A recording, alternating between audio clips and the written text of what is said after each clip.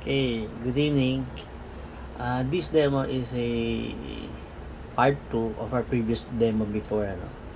Before kasi, pagka nagtatap ka ng RFID, so tap ka lang ng tap. So, walang counting, walang verification. So, ang gagawin natin ngayon, minodify natin yung logic internally dito sa may ESP32. Ayan, dito sa may ESP32-S3.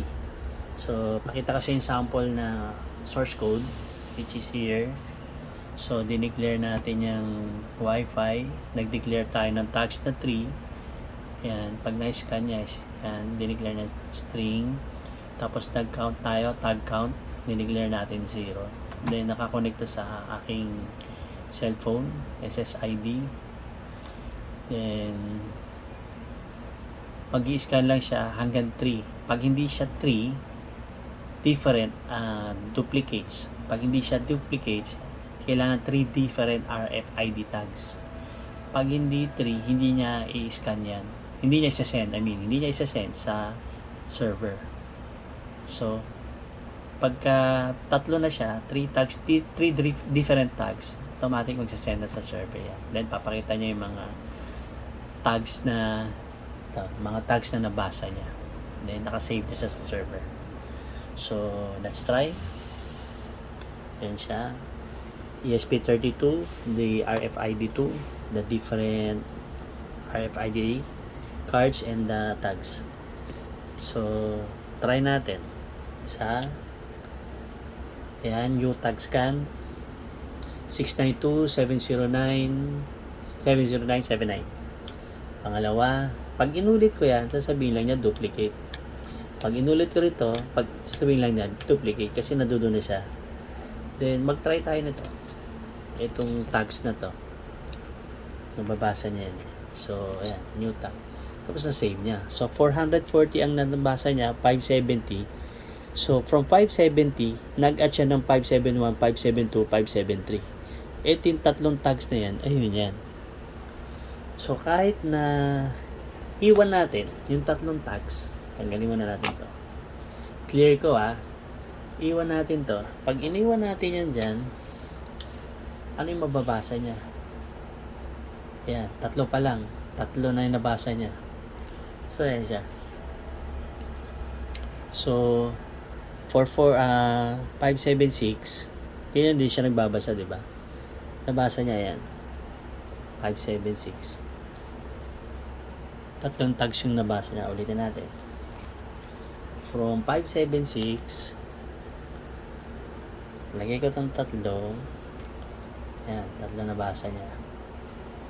So, dapat from 576, magdadagdagan ng tatlo yan. From 576, 577, 578, 579. So, napapansin nyo, hindi na siya scan ng scan. Before, kasi scan siya ng scan, then save sa server. Ulitin natin. Ayan.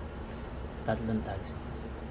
So, pagka complete na yung tatlo, hindi na siya mag-i-scan ulit. Magsasend na siya sa server. So, parang sinample natin, unit,